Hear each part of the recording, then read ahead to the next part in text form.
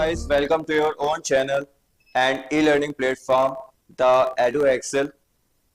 और आज हम शुरू करेंगे अपना second part, class 9 geography first chapter, India size and location. तो एक बार फिर से आपका स्वागत है हमारे ई-लर्निंग प्लेटफॉर्म में।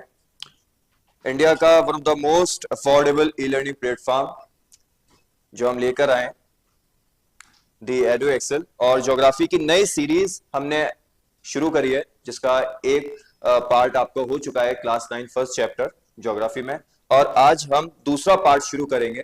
पहले पार्ट में बेसिकली हमने समझा कि इंडिया की साइज और शेप के बारे में, और आज हम सेकंड पार्ट अपना शुरू करेंगे और सेकंड पार्ट में हम समझेंगे what is the actual location of India. India की लोकेशन क्या है ग्लोबली, कॉन्टिनेंट वाइज, और बहुत सी इंपॉर्टेंट चीजें हैं लोकेशन के साथ साथ जो आज हम सीखने वाले हैं। ओके, तो ये थोड़ा हमारा ई लर्निंग प्लेटफॉर्म के बारे में, कुछ मुहिम हम चला रहे हैं, कुछ मिशंस हैं हमारे। बेसिकली एक बैरियर है एजुकेशन के बीच और जो लोगों के बीच में, एक फाइनेंशियल बैरियर है।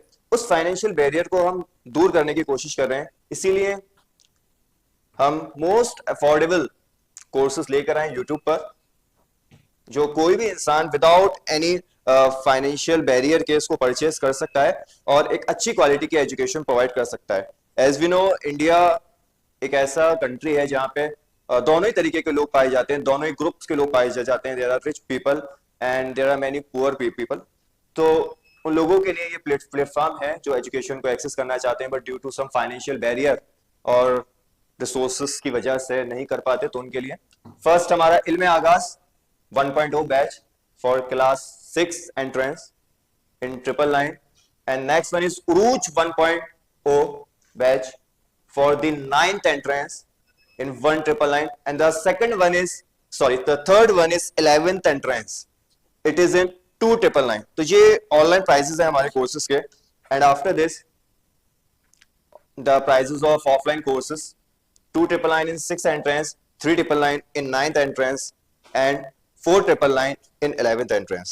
ओके, तो चलिए देर ना करते हुए शुरू करते हैं हम हमारा चैप्टर। ऑलरेडी हम डिस्कस कर चुके हैं साइज के बारे में। साइज में कल हमने जाना था India is the 7th largest country in the world, और इंडिया से पहले और इंडिया के बाद कौन सा कंट्री है ये भी हमने जाना। हमने ब्राजील के बारे में एक फैक्ट देखा कि ब्राजील एरिया वाइज और पॉपुलेशन वाइज दोनों में आपके 5th प्लेस पे आता है। इसके अलावा हमने इंडिया का एक्चुअल एरिया देखा 3.28 मिलियन स्क्वायर किलोमीटर, और उसके बाद जो है हमने ये भी देखा अगर ये 3.8 मिलियन लैक्स में आ जाता है तो वो कितना होता है, तो 32 लाख होता है। तो कोई ऐसा इशू नहीं है इसमें ज्यादा। इसके बाद हमने शेप के बारे में देखा, what is the actual shape of India. India का जो शेप है वो ट्रायंगुलर शेप, और ट्रायंगुलर शेप इंडिया का रिप्रेजेंट होता है आपके पेनिनसुलर प्लेटू से, और पेनिनसुलर प्लेटू गोंडवाना लैंड का हिस्सा था जो हमने कॉन्टिनेंटल ड्रिफ्ट थ्योरी से समझा। ठीक है, this theory is given by the Alfred Wegener in 1912। ठीक है, कुछ इस तरीके से कॉन्टिनेंट अटैच थे और इस तरीके से अलग हुए। यही चीज मैंने कल आपको समझाई थी डायग्राम के थ्रू। आई होप आप लोगों को सब समझ आया होगा अच्छे से। उसके बाद ये एक्चुअल में वर्ल्ड हमारा कुछ इस तरीके से है। और आज जो हम शुरू करने वाले हैं वो शुरू करने वाले लोकेशन इंडिया की क्या लोकेशन है। कोई अगर आपसे पूछे तो इंडिया कहाँ आता है, आप डायरेक्टली बोलेंगे एशिया में। बट अगर कोई पूछे कि वर्ल्ड में कहां पर आता है, what is the actual location of India, कैसे आप इंडिया को पता लगाओगे कहां आता है, तो उसके लिए कुछ इंपॉर्टेंट चीजें हैं, कुछ इंपॉर्टेंट कॉन्सेप्ट्स हैं जो आपको समझना बहुत जरूरी है। ठीक है, ओके बेटा। तो सबसे पहले हम देखेंगे कॉन्टिनेंट वाइज इंडिया की क्या लोकेशन है। ओके,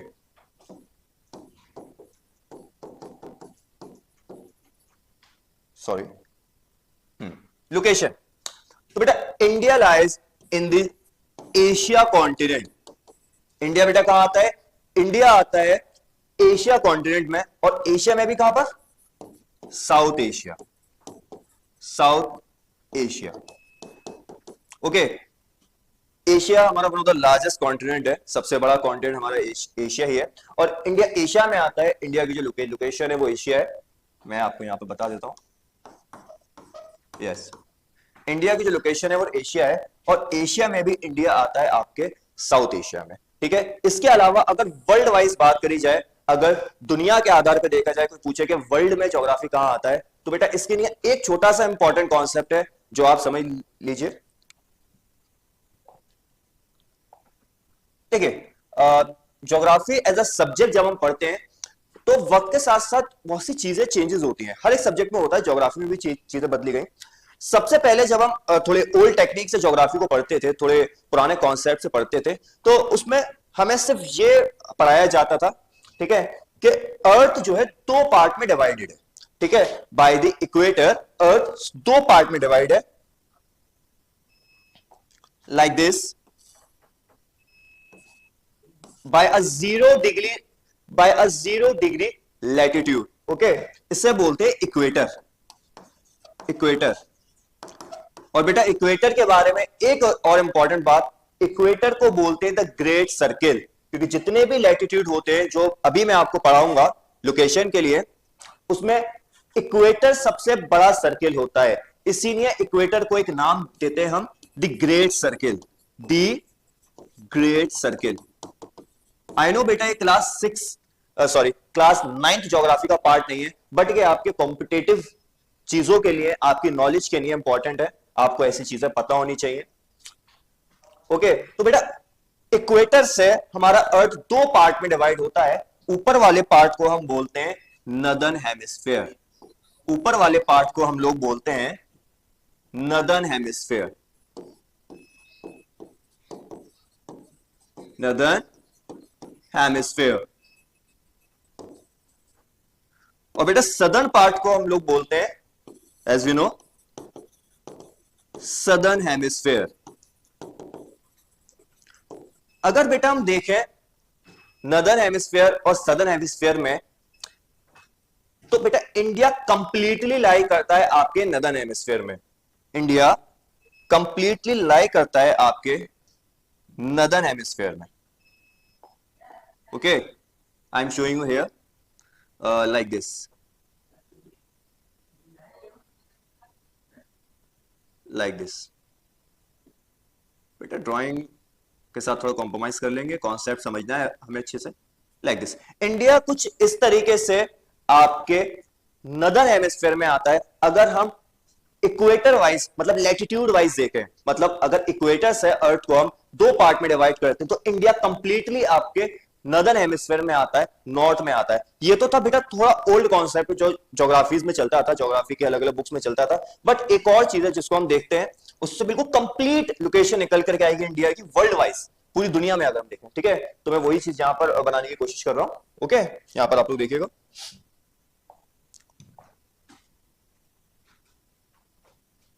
विजिबल है जी बेटा, यहां पे विजिबल है, ओके। बेटा अगर हम इस ग्लोब को, इस सर्कल को जो यहां पर अर्थ को रिप्रेजेंट कर रहा है, इसको अगर हम डिवाइड करें, but not by a latitude, हम इसको लॉन्गिट्यूड से डिवाइड करें, तो बेटा हम इसको इस तरीके से कर सकते हैं, लाइक दिस, ओके।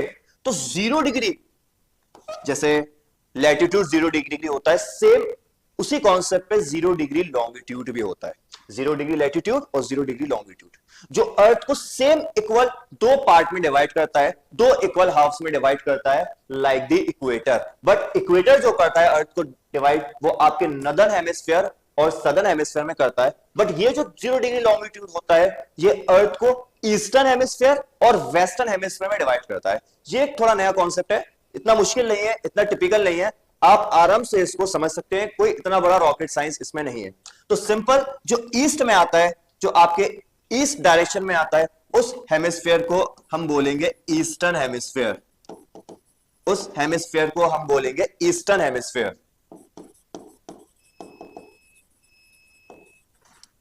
और बेटा जो वेस्ट में आता है, as simple it is called western hemisphere, western hemisphere. तो बेटा ओल्ड टेक्निक से हमने ये जाना, इंडिया कंप्लीटली आता है आपका नदर्न हेमिस्फीयर में। अब देखते हैं थोड़ी नई टेक्निक्स है, आप लिख लीजिए आप चाहें तो यहां पर, दिस ओल्ड, ठीक है, ओल्ड है, बट एक हमारे पढ़ाई का हिस्सा है जो हम इसको रखेंगे, और न्यू कॉन्सेप्ट ये है, ठीक है। आई नो एनसीईआरटीज में इतना डीप एक्सप्लेनेशन नहीं होता, बट बेटा आज गारंटी है अगर ये दोनों चीजें समझिए तो इंडिया की लोकेशन कभी नहीं भूलने वाले, और अगर कोई पूछेगा कि कैसे आता है तो वो भी आप बता दोगे आराम से। तो बेटा न्यू कॉन्सेप्ट के हिसाब से इंडिया कंप्लीटली आता है आपके ईस्टर्न हेमिस्फीयर में, ईस्टर्न हेमिस्फीयर में, like this, okay, like this. अगर मैं इन दोनों हेमिस्फीयर को मिला दूं, अगर मैं इन दोनों हेमिस्फीयर को मिला दूं, मतलब ओल्ड कॉन्सेप्ट को भी और न्यू कॉन्सेप्ट को भी, तो बेटा एक परफेक्ट लोकेशन इंडिया की आएगी डायग्राम के थ्रू। बहुत इजी है, कोई इतना मुश्किल नहीं है, ठीक है।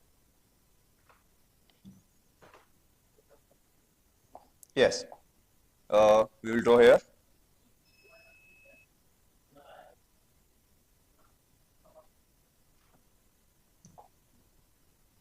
Yes, we will do here, beta. We will do here, like this. Sorry. Yes. Equator, northern hemisphere, this southern hemisphere. थोड़ा टेढ़ा बना बेटा, इसको ठीक करते हैं अच्छे से। Yes. Equator, जो northern hemisphere southern hemisphere में डिवाइड करता है, and the next 0 degree longitude, ठीक है, ये था इक्वेटर बेटा, लैटिट्यूड, और ये था लॉन्गिट्यूड। दोनों हमने एक ही ग्लोब पे बनाए। अब इससे इंडिया की लोकेशन निकालते हैं। तो बेटा इंडिया आपके लाई करता है यहां पर, अगर दुनिया में देखा जाए, वर्ल्ड में देखा जाए, तो बेटा इंडिया आपके यहां पर लाई करता है, यहां पर आता है, लाइक दिस, ठीक है। तो अगर इन दोनों कॉन्सेप्ट को मिला के देखा जाए, तो बेटा इंडिया आता है आपका नॉर्थ ईस्टर्न पार्ट में, नॉर्थ ईस्टर्न डायरेक्शन में, या फिर नॉर्थ ईस्टर्न पार्ट में वर्ल्ड के, ठीक है। तो बहुत इजी है, कोई मुश्किल नहीं है कि नॉर्थ ईस्ट कैसे इंडिया की लोकेशन है। तो सिंपल आप बता सकते हैं, latitude wise India northern hemisphere में आता है, और बेटा longitude wise India eastern hemisphere में आता है। तो दोनों को मिलाते हैं, इस तरीके से देखिए, अगर इस तरीके से देखेंगे तो इंडिया नदर्न हेमिस्फीयर में है, और अगर इस तरीके से देखेंगे तो इंडिया ईस्टर्न हेमिस्फीयर में है। तो इंडिया की लोकेशन हमने निकाली बेटा नॉर्थ ईस्ट। तो ये याद रखिएगा, दुनिया में अर्थ पे इंडिया की लोकेशन क्या है? इंडिया की लोकेशन बेटा नॉर्थ ईस्ट है, ठीक है। नॉर्थ ईस्ट कैसे आई, मैंने आपको प्रैक्टिकली भी समझा दिया। ओके, कॉन्टिनेंट वाइज हम जानते हैं इंडिया एशिया का पार्ट है, एशिया की एक साउथ एशिया की कंट्री है, ठीक है। ओके, तो बेटा लोकेशन हम लोगों ने कैसे फाइंड करी? दो इंपॉर्टेंट कॉन्सेप्ट यहां पर आए जो आपने मैंने अभी देखे, पहला लैटिट्यूड और दूसरा लॉन्गिट्यूड। इन दोनों चीजों को आज हम समझने वाले हैं। आई नो थोड़ा एनसीईआरटी से बाहर जा रहा है, थोड़ी चीजें बढ़ रही हैं, बट बेटा इसका फायदा यह है आपकी नॉलेज बहुत अच्छे से इंप्रूव होगी, और बहुत सी चीजें हैं जो आप आने वाले अपनी स्टडीज के लिए, फर्दर स्टडीज के लिए, आप जो एंट्रेंसेस या कोई भी कंपटीशन एग्जाम देने वाले उनके लिए बहुत हेल्पफुल रहेगा। एसएसटी एक ऐसा सब्जेक्ट है जो हर एक आपके लगभग कॉम्पिटिटिव एग्जाम में आता है। अगर ये चीजें आप सीखोगे तो आपकी वो नॉलेज भी इंक्रीज करेगी, ठीक है। तो लैटिट्यूड लॉन्गिट्यूड समझेंगे, और लैटिट्यूड लॉन्गिट्यूड के क्या क्या काम होते हैं, किस तरीके से हमने इस लोकेशन को निकाला, और दूसरे इंपॉर्टेंट कॉन्सेप्ट जो लैटिट्यूड लॉन्गिट्यूड में आते हैं वो भी अब हम इसमें देखने वाले हैं, ठीक है। तो बेटा लैटिट्यूड लॉन्गिट्यूड होता क्या है ये मैं आपको समझा दूं यहां पर।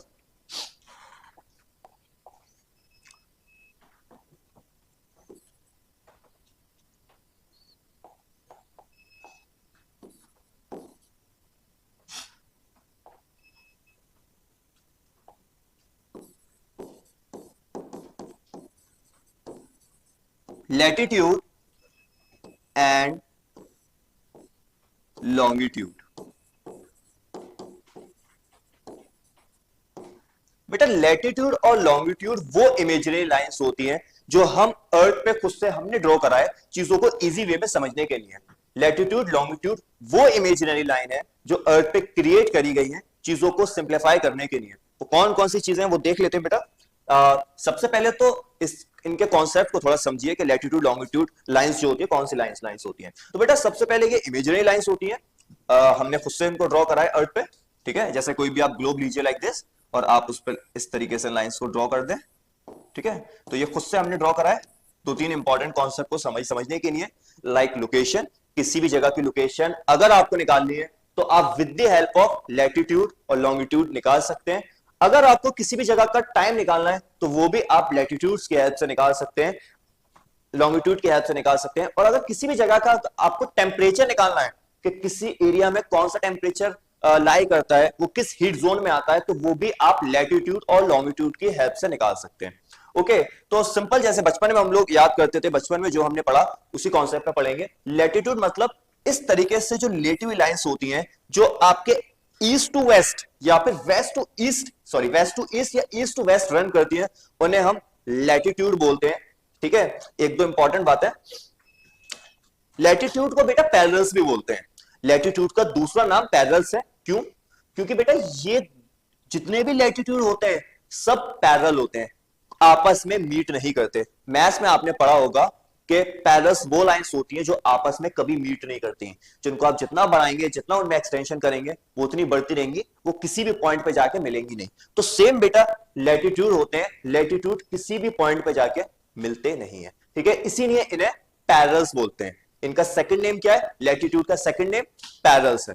ओके, तो दो बातें आपने जानी, ये पैरेलल होते हैं, ठीक है, और ये कभी मीट नहीं करते। और बेटा एक और इंपॉर्टेंट बात, इनके बीच का ये जो डिस्टेंस होता है, ठीक है, ये जो डिस्टेंस होता है ये हमेशा एक जैसा रहता है।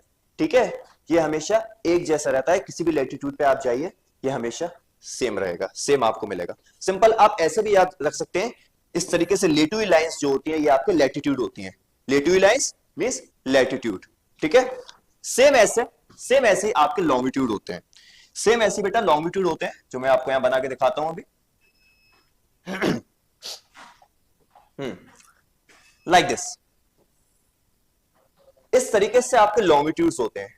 बट बेटा एक इंपॉर्टेंट बात है जो यहां पर हम डिस्कस करेंगे कि लॉन्गिट्यूड जो होते हैं वो मेरिडियंस कहलाते हैं। जैसे अभी हमने जाना लॉन्गिट्यूड को हम पैरेलल्स के नाम से जानते हैं, लैटिट्यूड को हम पैरेलल्स के नाम से जानते हैं, और लॉन्गिट्यूड को बेटा हम मेरिडियंस के नाम से जानते हैं। इसको पैरेलल इसलिए बोलते थे तो ये कभी मीट नहीं करते, इनको मेरिडियंस बेटा इसलिए भी बोलते हैं कि इनके बीच में जो डिस्टेंस होता है, जो विड्थ आप कैसे कह सकते हैं, ये डिस्टेंस ये हमेशा लोकेशन के हिसाब से आपको कम ज्यादा देखने को मिलता है। जैसे आप देखें इक्वेटर पे, if we draw equator like this, तो बेटा ये जो इक्वेटर पर है लॉन्गिट्यूड की जो विड्थ है, दो लॉन्गिट्यूड के बीच की जो विड्थ है वो आपको सबसे ज्यादा मिलेगी, मतलब सबसे ज्यादा डिस्टेंस मिलेगा आपको इक्वेटर पे। ठीक है, जैसे जैसे पोल्स की तरफ जाएंगे, आप नॉर्थ ले लीजिए या साउथ ले लीजिए, दोनों पे ही आपके ये डिस्टेंस कम होता जाएगा। ठीक है, तो सिंपल याद रख सकते हैं, लंबी लंबी लाइंस, लॉन्ग लाइंस आपके लॉन्गिट्यूड कहलाती है, लेटिव लाइंस आपके लैटिट्यूड्स कहलाती हैं। ठीक है, लॉन्गिट्यूड लैटिट्यूड के तीन इंपॉर्टेंट काम होते हैं जो मैंने आपको बताया अभी। किसी भी जगह की एक करेक्ट लोकेशन निकालना, और बेटा टेम्परेचर को निकालना, टेम्परेचर हीट जोन बेसिकली, ठीक है, और किसी भी जगह का टाइम निकालना। ठीक है, इस चीज को अभी हम लोग देखेंगे यहां पे।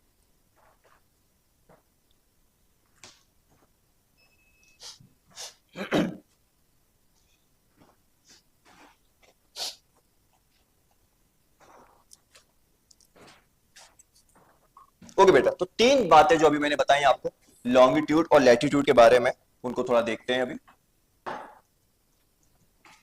देखिए, सबसे पहले इंपॉर्टेंट चीज लोकेशन, दूसरी इंपॉर्टेंट चीज टेम्परेचर, थर्ड इंपॉर्टेंट चीज, टेम्परेचर को आप हीट भी कह सकते हो। Okay, both are similar. Next time, time का एक मेन कॉन्सेप्ट आएगा इस चैप्टर में जो मैं अभी आपको बताऊंगा। देखिए लोकेशन, लोकेशन बेटा कैसे निकाल सकते हैं, इसके लिए एक एग्जांपल लेते हैं हम। सपोज करिए देयर इज पर्सन, ठीक है, एक एग्जांपल लेते हैं हम लोग।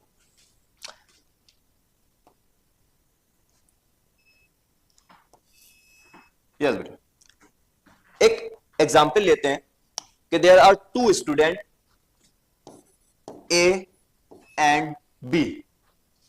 ओके, और दोनों ही जो है बेटा द एडो एक्सेल में पढ़ाई करते हैं। ठीक है, और दोनों का ही आपके क्लास XYZ कुछ भी ले लीजिए, क्लास 11th में उनका एंट्रेंस में नाम आ गया एमयू में। ठीक है, अब वो लोग आए मिलने, और मिलने के बाद उन्होंने जो है आपके यहाँ के फैकल्टीज को इनवाइट करा कि सर ऐसे ऐसे हमारा सिलेक्शन हो गया और आप जो है आइए हमारे यहाँ, लाइक मेरा बर्थडे है, आप उस पर आइए। ठीक है, तो दो बच्चे हैं, दोनों का ही हुआ है। ठीक है, ये एक एग्जाम्पल है। तो मैंने कहा ओके बेटा, तो आप कि लोकेशन क्या है, आपका एड्रेस क्या है। तो ए ने बताया सर मैं जो है 0 डिग्री जो लैटिट्यूड पड़ता है, 0 डिग्री जो लैटिट्यूड पड़ता है इक्वेटर, मैं उस पर रहता हूं। ओके, 0 डिग्री इक्वेटर पे मैं यहां पे जो है इस लोकेशन पे रहता हूं। मैंने कहा ओके बेटा वेरी गुड। सेम बी से पूछा, बेटा बी आपका रहता हो, तो बी ने भी कहा कि सर मैं भी इक्वेटर पे रहता हूं और मेरा भी बर्थडे है, आप मेरे यहां भी आइएगा। मैं क्या ओके बेटा। तो एक ही टाइम पे मुझे इन दोनों के यहां जाना है, ठीक है। दोनों का एड्रेस सेम है, इक्वेटर, 0 डिग्री लैटिट्यूड, ठीक है। बट जब मैं ए के यहां गया तो बेटा सुबह के 10 बज रहे थे, सुबह के 10 बज रहे थे। बट बी के यहां जब मैं पहुंचा, बी के यहां जब मैं पहुंचा तो दोपहर के 2 बज रहे थे। कि टाइम डिफरेंस कैसे आया? एक्चुअल में मुझे तो ये लग रहा था कि दोनों का एड्रेस सेम है, 0 डिग्री लैटिट्यूड पे, इक्वेटर पे मुझे जाना है, एक बार जाऊंगा दोनों से मिल लूंगा, ठीक है। बट ऐसा नहीं हुआ। क्यों? क्योंकि मेरे पास अभी भी इन दोनों की करेक्ट लोकेशन नहीं थी, ठीक है। करेक्ट लोकेशन बेटा कैसे आएगी? जब मेरे साथ लैटिट्यूड, जब मेरे पास लैटिट्यूड के साथ ये लॉन्गिट्यूड भी रहेगा, ठीक है। जब भी मैं किसी भी एग्जैक्ट लोकेशन को निकाल सकता हूं, एग्जैक्ट लोकेशन तक पहुंच सकता हूं, ठीक है। अब बेटा सपोज करो दूसरा साल आया, फिर से इनका बर्थडे आया, ये लोग फिर इनवाइट करने आए, तो फिर मैंने पूछा बेटा अब की बार मुझे अपना कंप्लीट एड्रेस बताना, लैटिट्यूड के साथ साथ मुझे अपना लॉन्गिट्यूड भी बताना, ठीक है। तो सेम चीज मैंने नेक्स्ट ईयर इनसे पूछी, तो अब मुझे ए ने बताया सर मैं suppose to be 0 degree latitude पर रहता हूं, बट मेरा जो लॉन्गिट्यूड है, बट मेरा जो लॉन्गिट्यूड है वो है 30 डिग्री, वो है, थोड़ा अच्छे से ड्रॉ करते हैं बेटा, yes 30 degree, okay 30 degree. Same मैंने बी से पूछा बेटा आपका लॉन्गिट्यूड क्या है, तो बी ने बताया सर मेरा है 60 डिग्री, मेरा है 60 डिग्री। तो बेटा अब मेरे पास एक ही परफेक्ट लोकेशन आ गई। हम इस तरीके से रेड कलर से इसको देखते हैं। अब मेरे पास ए की परफेक्ट लोकेशन आ गई और मेरे पास अब बी की भी परफेक्ट लोकेशन आ गई। कैसे आई? जब लैटिट्यूड और लॉन्गिट्यूड का कॉम्बिनेशन हुआ, जहां पे दोनों आके इंटरसेक्ट करे, दोनों आके मिले, वहीं पे एग्जैक्ट लोकेशन निकल करके आ गई, ए की भी और बी की भी। तो सिंपल बेटा एक चीज यहां पे समझने वाली है, जहां लैटिट्यूड लॉन्गिट्यूड मिलेंगे वहां से आपके पास करेक्ट लोकेशन आएगी, ठीक है। With the help of latitude and longitude you can identify any location. अगर आपको किसी भी जगह की लोकेशन जाननी है, एग्जैक्ट साइट की लोकेशन जाननी है, तो आप लैटिट्यूड और लॉन्गिट्यूड के कोऑर्डिनेशन से इन दोनों को मिला के आप परफेक्ट लोकेशन निकाल सकते हैं, आप करेक्ट लोकेशन निकाल सकते हैं। इस पैटर्न को बेटा एक चीज और बता दूं, थोड़ी इंपॉर्टेंट बात है। जब इस तरीके से आप एक पैटर्न बनाते हैं, इस तरीके से जब आप पैटर्न बनाते हैं लॉन्गिट्यूड और लैटिट्यूड का, तो बेटा इससे बोलते हैं ग्रिड सिस्टम, इससे बोलते हैं ग्रिड सिस्टम। ग्रिड सिस्टम बोल लीजिए या फिर बोल दीजिए ग्रिड नेटवर्क, जाल टाइप, बेसिकली वेब टाइप, ठीक है। तो बेटा यहां से आप परफेक्ट कोऑर्डिनेशन के साथ, कॉम्बिनेशन के साथ आप लोकेशन निकाल सकते हैं किसी भी जगह की with the help of latitude and longitude, okay. चलिए अब अपने नेक्स्ट कॉन्सेप्ट पे आते हैं, जो है हमारा टेम्परेचर। अब हम टेम्परेचर को देखेंगे कि टेम्परेचर कैसे आइडेंटिफाई करते हैं with the help of these imaginary lines, okay बेटा।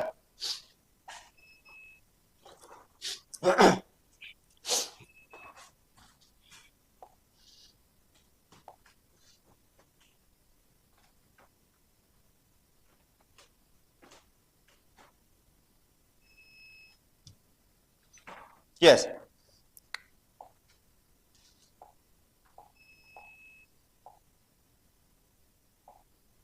Okay. So as you know हमारे पास बेटा, हमारे अर्थ पे एक स्टार है जो है सूरज, सन। और सन हमारे लिए बहुत इंपॉर्टेंट है क्योंकि sun is the main source of heat and light on this planet, okay बेटा। Sun is the only source of heat and light on this planet.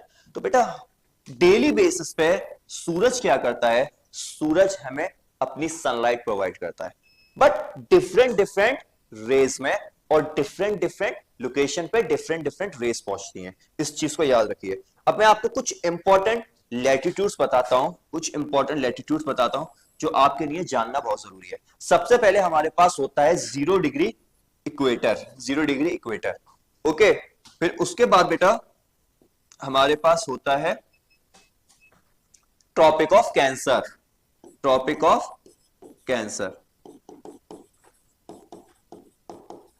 फिर जस्ट उसके नीचे 33.5 डिग्री, ट्रॉपिक ऑफ कैंसर का भी 23.5 degree ही होता है, but वो north में होता है। साउथ में भी 23.5 होता है, बट वो ट्रॉपिक ऑफ कैंसर बेसिकली ये समझ लीजिए, ट्रॉपिक ऑफ कैंसर 23.5 होता है नॉर्थ में, और ट्रॉपिक ऑफ कैप्रिकॉन जो होता है वो 23.5 डिग्री साउथ में होता है। Tropic of Capricorn. ओके, इस पूरे रीजन को बोलते हैं ट्रॉपिक्स, ट्रॉपिकल रीजन होता है। ठीक है बेटा, अब होता क्या है, सूरज से हमें रोज हीट मिलती है, लाइट मिलती है सनलाइट के थ्रू, रेस के थ्रू, जो इंसुलेशन होता है, जो सूरज अपनी रेस हम तक पहुंचाता है उसके थ्रू। तो बेटा इसका एक पैटर्न समझ लीजिए, कुछ इस तरीके से सूरज की रोशनी, सूरज की रेस पहुंचती है इक्वेटर वाले रीजन में, और लमसम लमसम आपके ट्रॉपिक्स पे। ओके, इसके अलावा अगर थोड़ा स्लाइटली ऊपर देखें तो कुछ इस तरीके से सूरज की रेस पहुंचती है। इसके अलावा अगर और देखा जाए तो पोल्स पे कुछ इस तरीके से सन रेस पहुंचती हैं, दोनों ही पोल्स पे, नॉर्थ में भी और साउथ में भी। ठीक है, अब देखिए बेटा जो इंपॉर्टेंट बात है, जो समझने वाली बात है यहां पर, वो ये है कि देखिए सबसे ज्यादा इंटेंस, सबसे ज्यादा मजबूत और सबसे ज्यादा डायरेक्ट रेस जो पड़ रही हैं वो पड़ रही हैं इस रीजन में, मतलब इक्वेटर वाले रीजन में।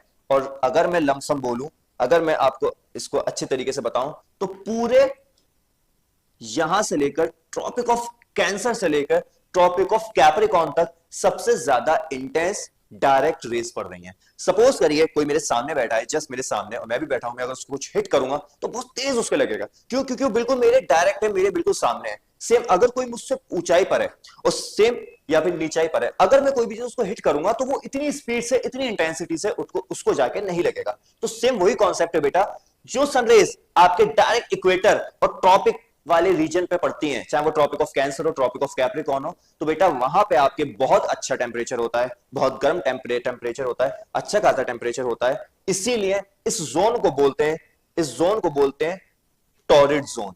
इस जोन को हम लोग बोलते हैं टॉरिड जोन।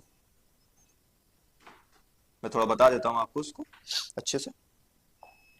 इस जोन को बोलते हैं बेटा टॉरिड जोन।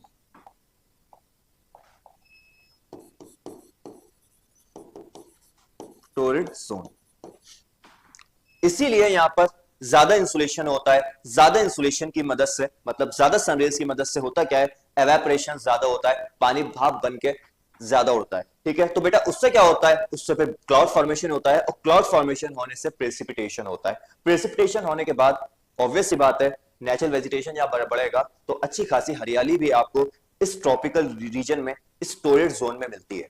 ठीक है, इसके अलावा अगर हम स्लाइटली ऊपर बात करें, अगर हम स्लाइटली ऊपर बात करें, लमसम यहां पर 60 डिग्री पे समथिंग पे, तो बेटा ये वो रीजन कहलाता है, ये वो रीजन कहलाता है जहां पर सूरज की रोशनी, सूरज की रेज डायरेक्ट नहीं पहुंचती है। लमसम लमसम स्लाइटली देखा जाए तो तिरछी पहुंचती है, थोड़ी स्लाइट पहुंचती है। ठीक है, तो ऑब्वियस सी बात है, जब स्लाइटली पहुंच रही है, तिरछी पहुंच रही है, तो बेटा इनकी इंटेंसिटी, हीट देने वाली इंटेंसिटी वो भी आपके कम रहेगी, वो भी आपके कम रहेगी। तो इसीलिए इस दोनों रीजन में टेम्परेचर इतना ज्यादा नहीं होता, टेम्परेचर बेटा इतना ज्यादा नहीं होता, इसीलिए यहां पर आपके टेम्परेट जोन पाए जाते हैं। इसीलिए इन दोनों ही रीजन में हमको टेम्परेट जोन पाए जाते हैं, टेम्परेट जोन पाए जाते हैं।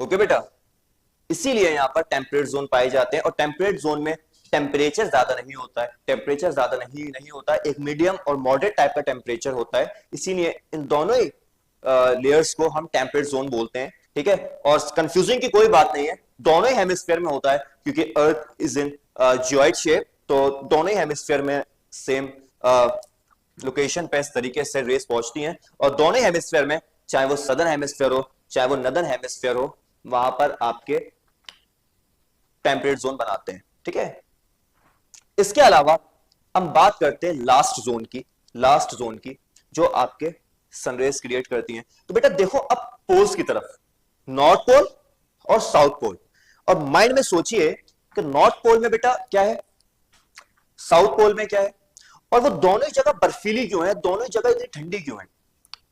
यस एग्जैक्टली जो आप सोच रहे हैं वही चीज है सेम, कि सूरज की रोशनी, सूरज की रोशनी जो हीट पहुंचाती है, जो आपके सनलाइट पहुंचाती है, वो वहां तक नहीं पहुंचती, पहुंचती भी है तो बहुत लो इंटेंसिटी के साथ पहुंचती है, जो वहां जाके कोई भी हीट दे नहीं पाती वहां की जमीन को। इसीलिए देखिए आप साउथ में देखिए आपको अंटार्कटिका मिलेगा, और अंटार्कटिका बिल्कुल आपके कोल्ड डेजर्ट है। ठीक है, बहुत कम, बहुत स्लाइटली 1-2 के बराबर वहां पर सनलाइट पहुंचती है। ठीक है, और जितनी भी है सब दूर से चली जाती है। ठीक है, सेम ऐसी नॉर्थ में, नॉर्थ के जितने ऊपर वाले कंट्री हैं, ग्रीनलैंड वगैरह, वो आप देखिए।